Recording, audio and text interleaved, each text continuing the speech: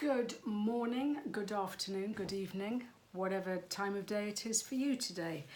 How are you? Good to see you. If you are a parent and you are concerned about the impact that social media or screen time is having on your child's mental health or their physical health, then you've come to the right place. My name is Cai Graham. I'm a parenting specialist and I am author of the Teen Toolbox.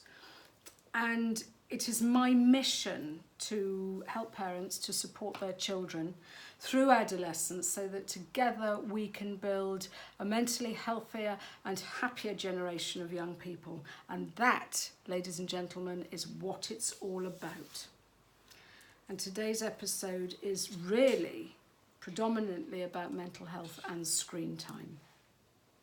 Because it's scary. Because there are so many reports out there that are giving us scary statistics and we don't know what to do about it because this digital bandwagon feels like a runaway train. And how can we as parents support our kids? On a study, it was a US study looking at children's mental health between 2010 and 2015, the symptoms of depression went up by 33%. Suicide attempts between the young people went up 23%. And actually the rate of suicide between 13 and 18-year-olds went up by 31% between 2010 and 2015. So it's scary. And the only real change in all that time, yeah, there were economic issues, yeah, there were political issues, but the only big change was the escalation of the availability of smartphones. And so the research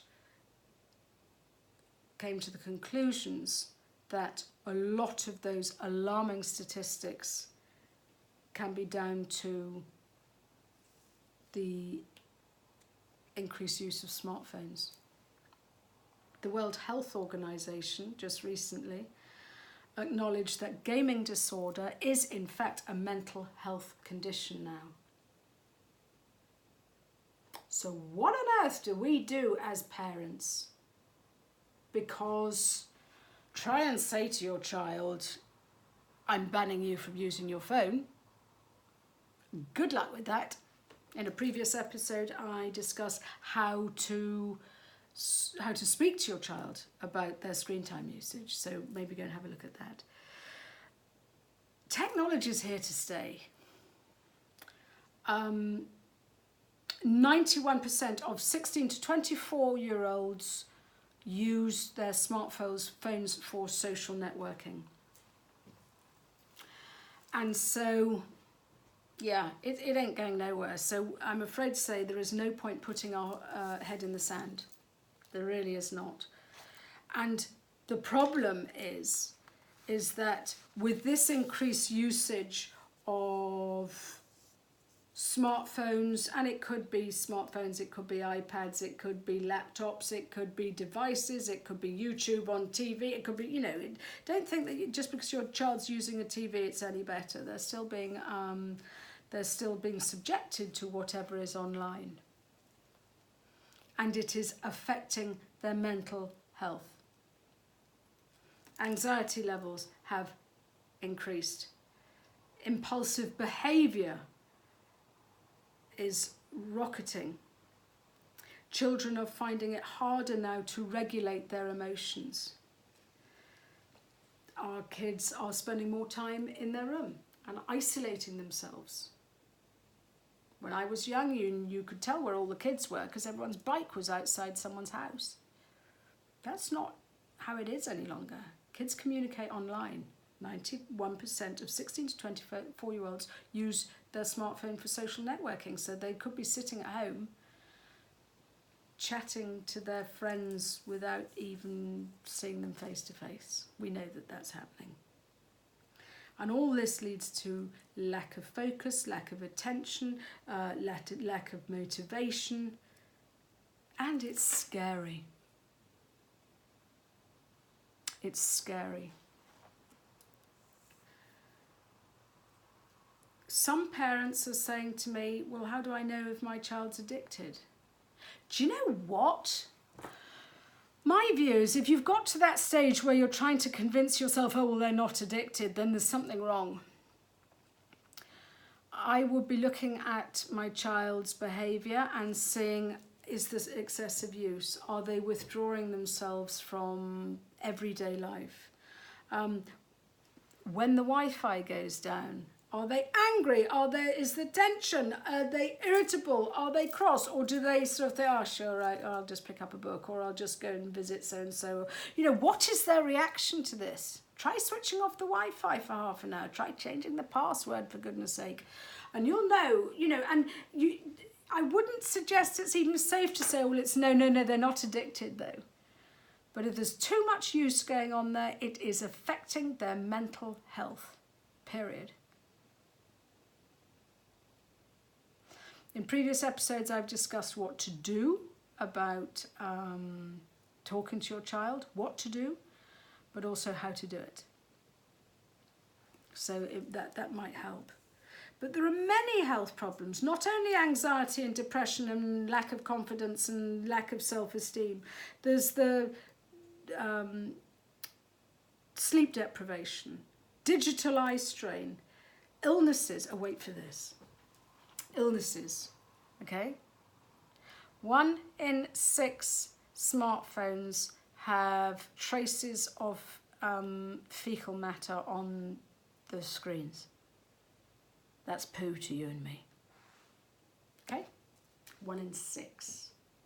There's neck problems, there's male infertility, there's sleep disturbances, anxiety, and I will go on to discuss later in the next episode all about texting and driving. So what do we do? How can we help our children? How can we protect them? Because I tell you what, it's all about it's all about taking responsibility. Those games, those apps, Facebook, but also the apps and the games our kids are using have been digitally created so that they are manipulating our children's vulnerabilities.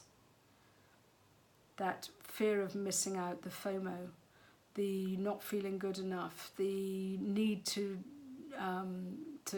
sort of try and feel better about themselves. As far as gaming, when I say gaming, the thing is that many of you go, oh, no, it's all right, my child doesn't do that much gaming. Well, I tell you what, if they're on their phone, if they're scrolling, if they're looking at likes and Instagram and all this wonderful thing, and it's not quite gaming, it's still screen usage, and it is still highly addictive. It has been designed to be highly addictive.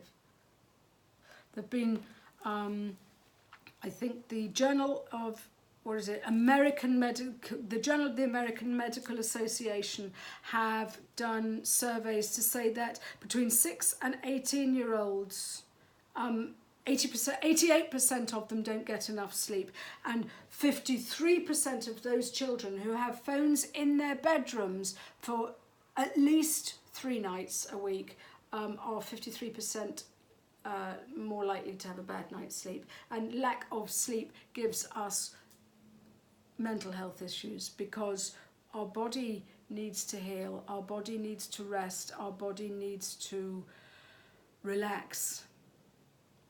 And so sleep is a massive thing. So I would suggest not having a no-go zone, that your child is not allowed to have their phone in their bedroom after X o'clock, because it is proven that what happens, because they'll go, oh, I'm not tired, you know, you can't make me do that because I'm not tired. Well, the thing is that the blue screen light, and yeah, okay, you can put filters on it, but it's still not fantastic. The blue screen that is emitted from the phone inhibits or decreases the release of the sleep hormone, which is called melatonin. So therefore our brain goes, no, sorry, it still thinks that it's daytime, so I'm not sleepy yet, I won't release melatonin just yet. And your brain is being tricked into thinking that it's still daytime, even if it is 2 in the morning, because there is that blue screen that your child is looking at. So that is why I am saying remove the phone. If nothing else, remove the phone. And it's not just easy enough to switch the Wi-Fi off because they can download stuff prior to that.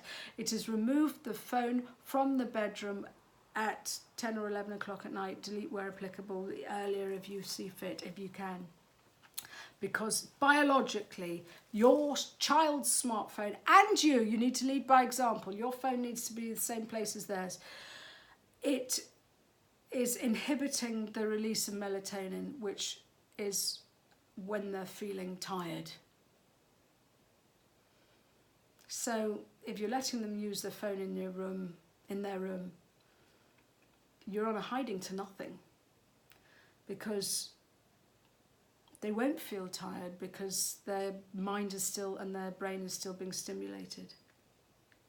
Teenagers need 9.5 hours sleep. They did an MRI, you know, they did a study for MRI scans for those people that didn't use smartphones, those people that had, excessive use of smartphones, and those people that used cocaine and drank alcohol excessively, you know, or varying degrees. And what the MRI scans showed is that the brain was degrading for gamers or for those that use smartphones a lot at the same rate as cocaine users.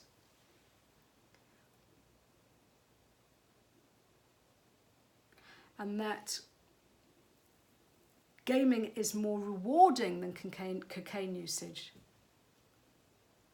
Gaming is more, when they see what was being fired up in the MRI scans, gaming was viewed as more rewarding than cocaine usage. And what does that mean? Well,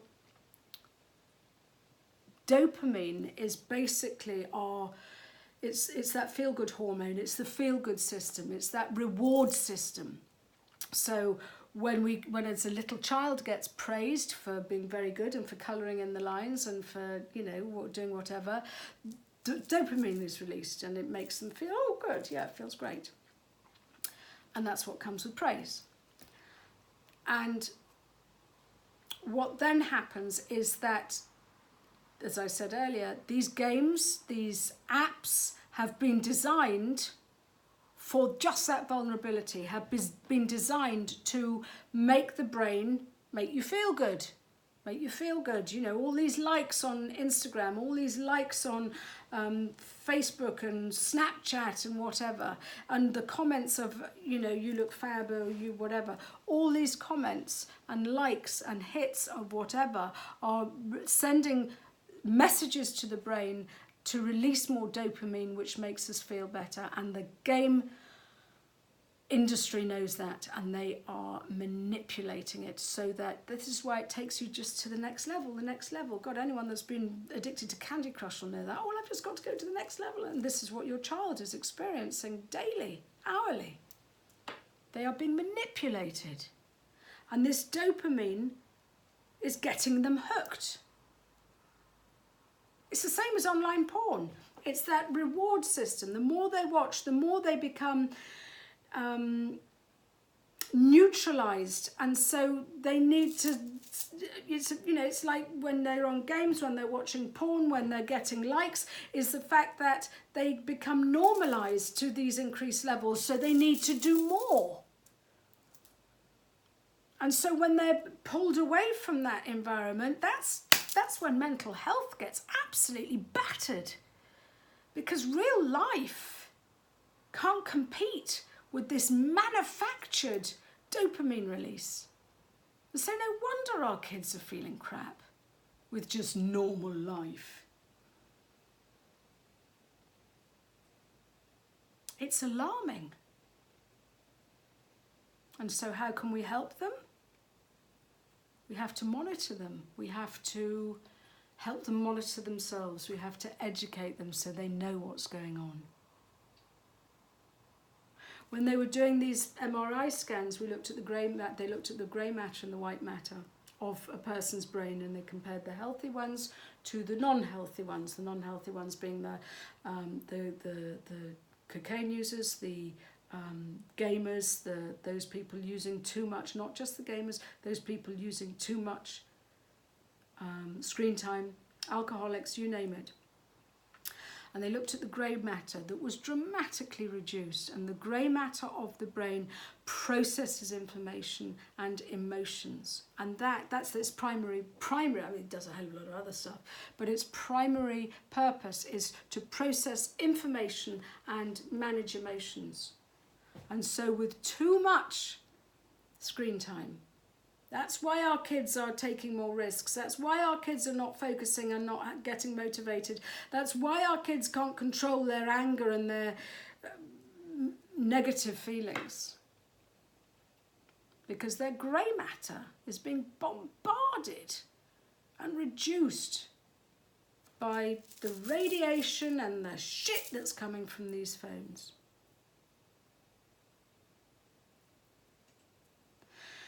The white matter is primarily the superhighway, and what that does is that the white matter is still developing when our kids are, because our children's brains are still developing until about the age of 24, 25.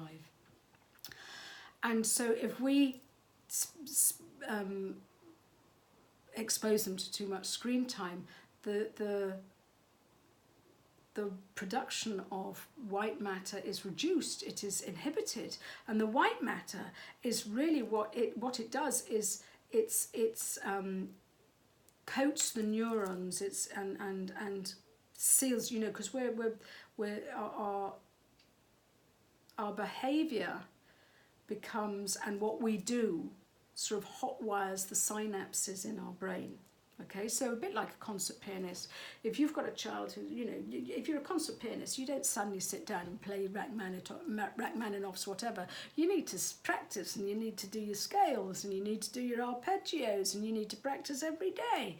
And that's what's happening, so that it becomes muscle memory, a bit like someone who's playing golf. You know, they just keep on practicing, and those people are learning, they're learning muscle memory, their brain is getting used and being wired to, the more practice they get, the more this is being wired into their brain. And what happens is the white matter then seals that and seals it in and makes sure that it's hardwired in our head.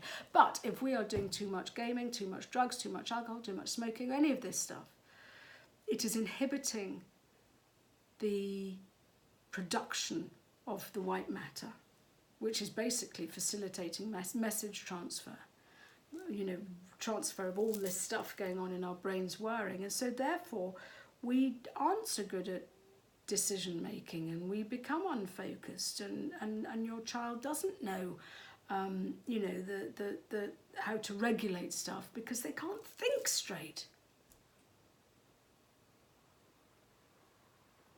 Hence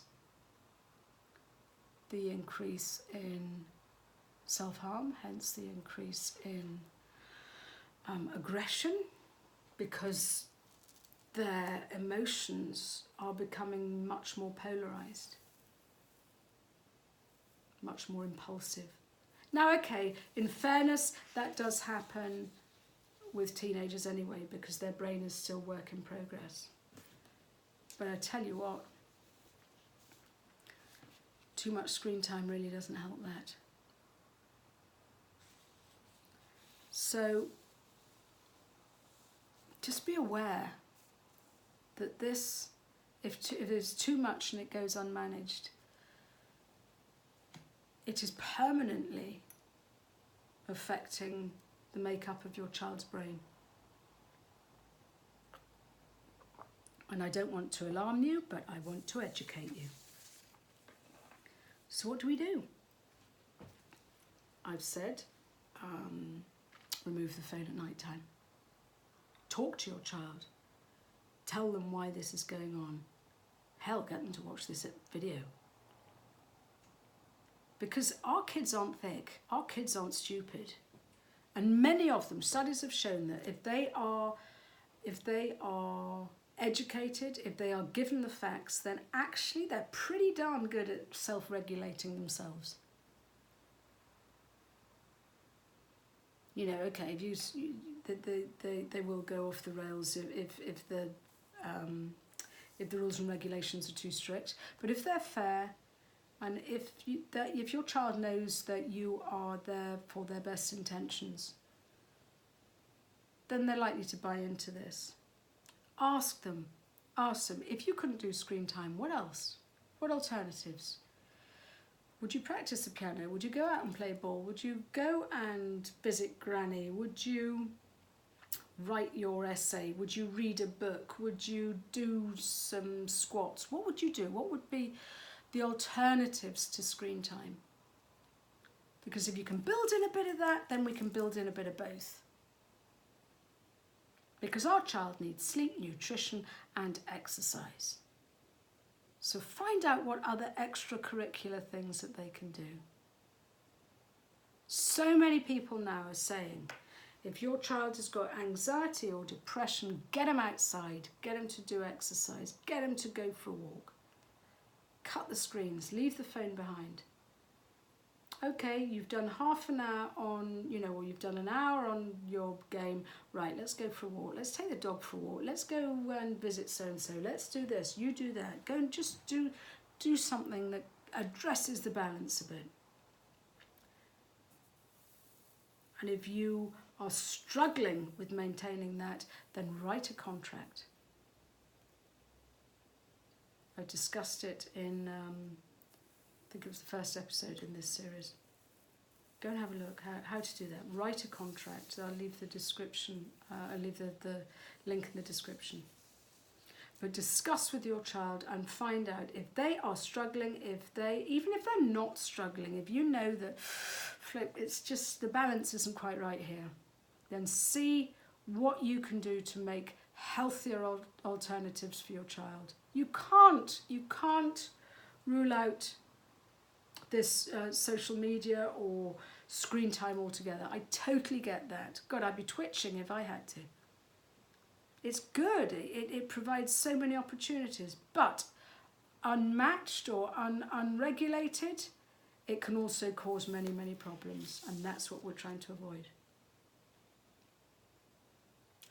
So, if you'd like more of these videos, please just remember to subscribe and hit the notification bell so that you will be told as and when I release more videos on this subject, but also on other subjects. I'm talking about bullying, cyberbullying, porn, communication, confidence, you name it. The things that our kids are struggling with today, because together you and I as parents can build a mentally happier and healthier generation of young people. And that's what it's all about. If you have any questions at all, please leave them in the comments below, because I shall answer them as soon as is humanly possible. And until next time, have a good one. I'll speak to you soon.